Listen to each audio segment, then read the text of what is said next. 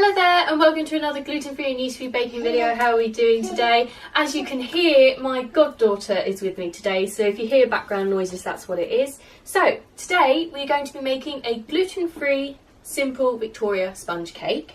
I like making this cake because it is quick and simple, it fills a lot of people, or it's just great for yourself, and I just in general think it's the perfectly simple cake. So you will be needing the following equipment: scales, measuring spoons, spray oil, a spatula, a palette knife, pen or pencil, some scissors, a cooling rack, baking paper, a wooden spoon or an electric hand whisk.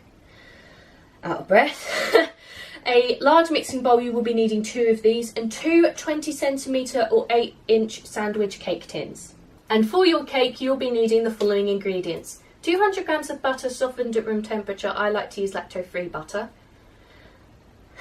Again with the breathing. 200 grams of caster sugar, 4 medium-sized eggs beaten, 200 grams of gluten-free self-raising flour, and 1 teaspoon of gluten-free baking powder. Let's go!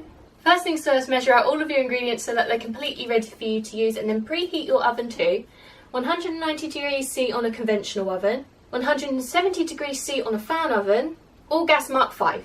Once you've done that, it is now time to prepare our tins, so grab your cake tins, your baking paper, your scissors, your pen or pencil, and your spray oil. So now with preparing our cake tins, all we have to do is roll out the baking paper and hold it down with something. Then my cake pans are springboard, which means the bottoms come out, so it'll make it easier for me to draw around. But the principle is the same if you've just got the tin itself. So you place the tin or the springboard in the middle, actually as close as you can to the edges so we waste as little paper as possible. There we go. Draw around it with our pen or pencil. Oh, without moving out of line would be helpful.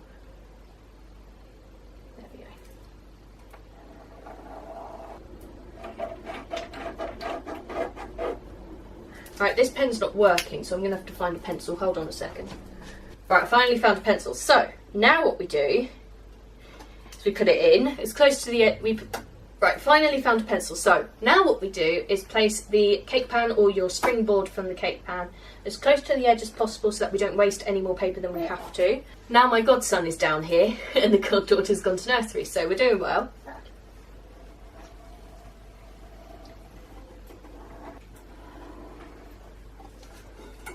Right, that worked much better. Okay, so we're going to cut this bit out so that it's not in our way.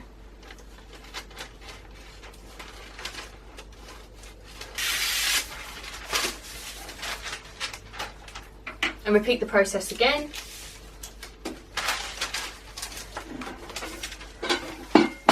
Getting too much for me.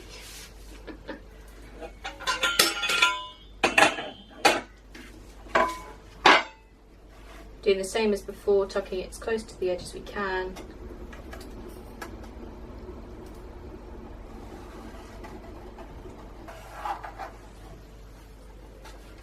There we go.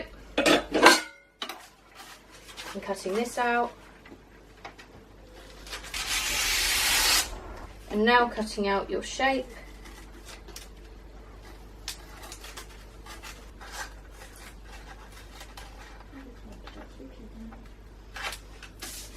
Go.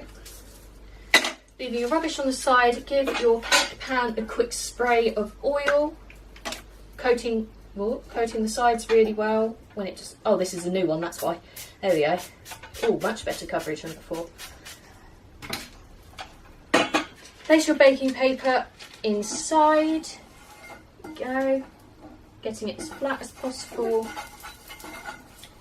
And then I personally like to give the baking paper a quick spritz of oil as well, not too much, just so that it is easier for the baking paper to come off of your cake. Repeat this with your next one, put these off to the side until you're ready to bake. Now that all that prep work is done, we are going to begin making the cake. So, first thing in actually making the cake is to mix together the butter and the caster sugar. So, place the butter into your mixing bowl. And now sprinkle on all of your caster sugar. Sprinkle, sprinkle, sprinkle, sprinkle, sprinkle, sprinkle. And scrape down the sides of your bowl to get it all in there.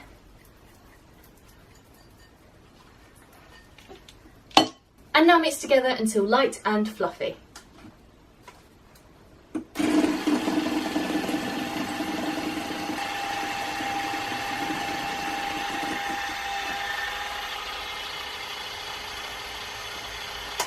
Now that is done, grab...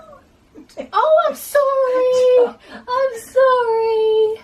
Now that is done, grab your eggs. Now that you've got your eggs, just simply tip them in one big go. You enjoying that bottle there, buddy?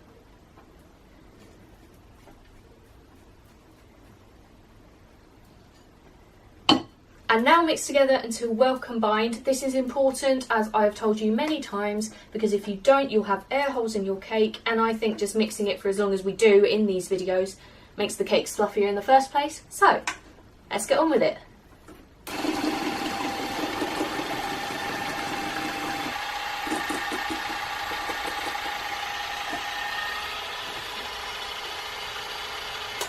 Now that is all done, grab your gluten-free self-raising flour and your gluten-free baking powder.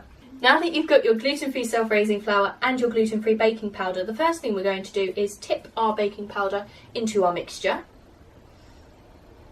Sprinkle, sprinkle, sprinkle. There we go.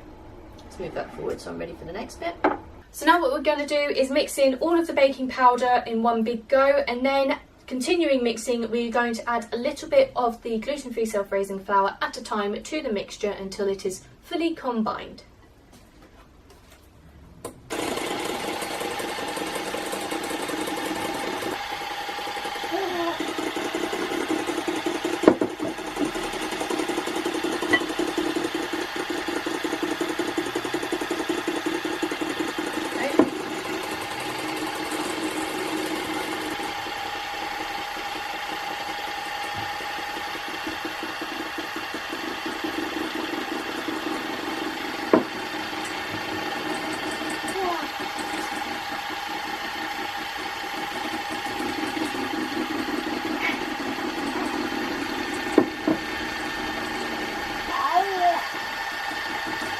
Is that right?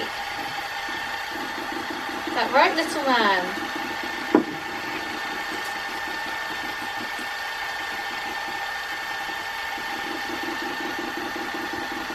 Oh, more than I wanted.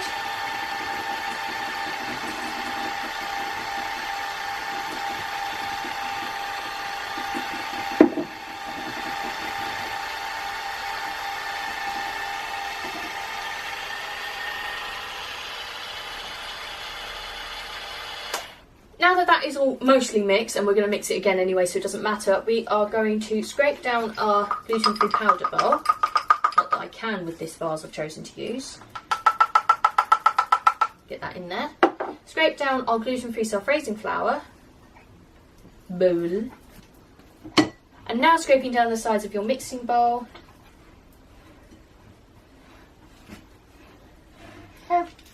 Really?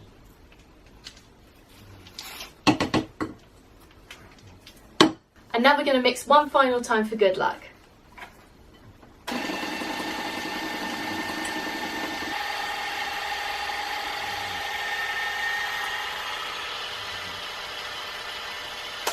So now that this is all done, grab your cake tins. So now that we've got our cake pans, all we have to do is, as evenly as possible, put our mixture between these two cases. You can do it by measuring how much mixture there is and dividing it on your scales and things like that, but I just prefer to do it by eye because what's life without a little bit of whimsy. So let's begin. Oh, what's the matter? The last one. There we go. So now you can either do this by flattening it with your spatula or just jigging it around. I mean, either works, to be honest. Ooh. There we go. And also don't worry about getting it as flat as possible because, you know, it flattens out in the oven because it's breadth. Ooh. Okay. Now that that is all done, place your cake mixtures into the oven for 20 to 25 minutes until you insert a teaspoon handle, a cake tester, a skewer or a toothpick and it comes out completely clean. And then place them onto your cooling rack in their trays for 10 minutes and then tip them out of their trays and leave to completely cool on your cooling rack. Now that our cakes are cooked and out of the oven and are cooling, it is time to make our fillings. So for this, we are going to need the following equipment: scales, measuring spoons, a spatula, a wooden spoon or an electric hand whisk, a sieve, a large mixing bowl and a palette knife. And then you'll be needing the following ingredients: 50 grams of butter softened to room temperature, I like to use lactose-free butter, 70 grams of icing sugar sifted, and 1 teaspoon of vanilla extract. That is completely optional, you don't have to put it in if you don't want to, and 170 grams of strawberry jam. I like to use Hartley's, but it's completely up to you. So the first thing we're going to do is make our buttercream. So what we need to do for this is place our butter into our mixing bowl.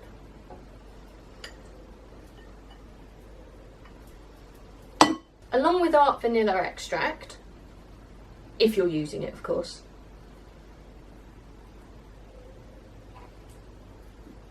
So now what we're going to do is mix these together until they're well combined, and then slowly add the icing sugar to our mixture until they are well combined.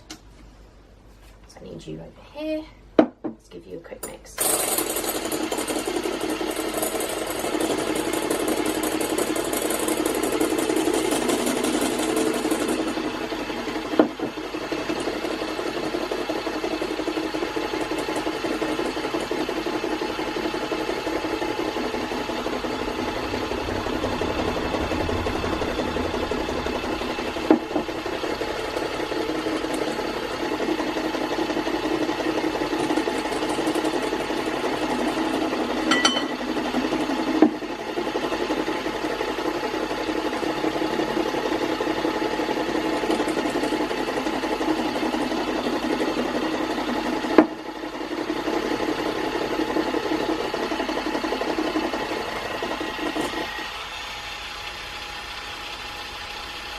So now that our first mix is all done, we are just going to scrape down our icing sugar bowl. Make sure it all gets in there. And our vanilla bowl, or plate as I've chosen to use.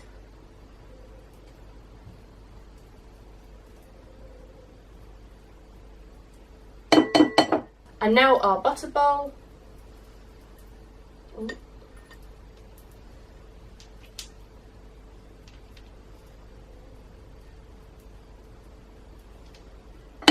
And now just scraping down our mixing bowl.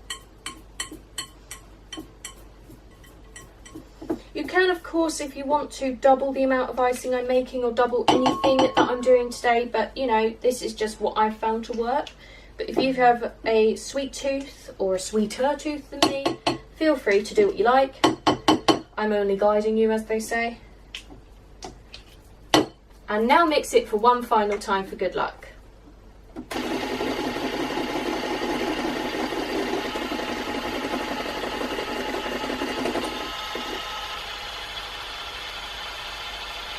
Now that our icing is made and it is completely ready for us to use, all we have to do is wait for our cakes to cool down completely. Once they have, grab your cakes, a large plate, a palette knife, your jam and your icing. Now that our cakes have completely cooled down, it is time to add the filling. So, don't really know how I'm going to do this in the smaller space I've got, but I think the best way to do it is to move these out of the way. Grab one of the cake slices, like so. There we go. So it's already on our presentation plate, and move this slightly up a bit because of some unknown reason. Now, you can do this either way. You can place... Oh, actually, before I continue, I've moved my icing into a smaller bowl just to make it easier for me because I've got hardly any space, but, you know, do what's easier for you. As I was saying, you can either put the icing on first, then the jam and put that on top, or the other way around. I'm going to start with the icing, I think, and put that on. So, just going to scrape it all onto that slice there. Good, that's that one done. And just going to spread it round with my palette knife slowly and with very little pressure. That is something that I need to learn how to do. I mean, a turntable would be good at this point, but I forgot to set mine up because I'm not very good at planning ahead, if I'm honest. And yet that's all I seem to be doing is planning. Not very good with the icings yet, guys, okay? I need to learn. Especially as I want to do more of this next year. But there just needs to be more hours in a day, you know. I mean, as I say, I'm using a palette knife for this, but you can use a spatula. That's why I've got one with me as well. You can use either or. Now, it's not very evenly distributed, there we go. But that's because I'm not very good at this. But, you know, depends who you're making it for. If you're making it for something important, you'd be a bit more particular about it. If you're just doing it for family and friends, like I am, it's less of a worry. Because why worry about it? And personally, seeing as we're going to be putting that on that and then that on that, I'm going to use the same palette knife. Because, you know, why not? Why add to the washing up if I don't have to? So, that's done. Now, that's why I'm very careful. So now what I'm going to do is place all of the jam on top of this one, because otherwise, if that's the filling, if I do it the other way round, it won't be in the middle. So place all the jam in the middle in one big go, like that. Oh, I love jam. Brings me back to my childhood, that does. And as I say, it doesn't matter if if icing gets into the jam, because it's going to be mixed together anyway, so no point in worrying about it. So now, just do the same as before, spread this around. You can choose seedless jam or just normal jam. I think I've got seeds in mine. Yes, I do, because it didn't say seedless on the jar. I think I need a bigger palette knife. Or maybe just better skills. Now, I've done weirdly better with this than I did with the last one. How strange. Okay, now here comes the dangerous bit. Okay.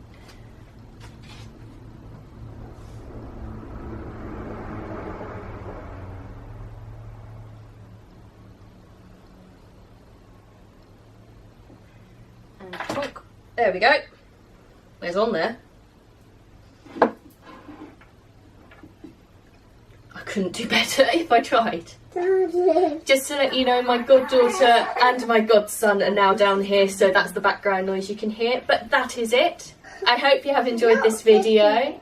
Check out all the links in the description, as I love them all and wouldn't put them there if I didn't, including the recipe for this lovely cake and my shop, where you will find all of the flour and the baking powder and the equipment for this recipe. If you do make these at home, don't forget to tag me on Instagram and use the hashtag bakingwithvickiie, which I will put above me as there's so much space up there.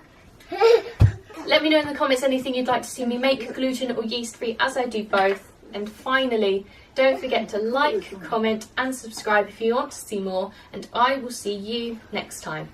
Bye! Let's get a slice cut. Why? Why? Because I'm hungry. We're hungry. Hungry. You know, because it's not like I had lunch about 5 minutes ago. Why? What's your tummy? Look at that. Did you like it? Oh, here we go. Wait a minute. Did you say one more thing? Love it. Hello, it's Batman.